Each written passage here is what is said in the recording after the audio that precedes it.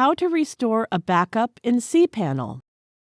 Log into your cPanel account and you will be on this page. Go to Files section and click Backup Wizard. In the first step, Backup or Restore, click the Restore button.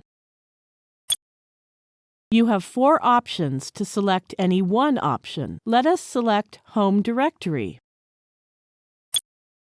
Now click Choose File. A pop-up window allows you to browse your desktop. Now select the backup file for Home Directory. Click Open.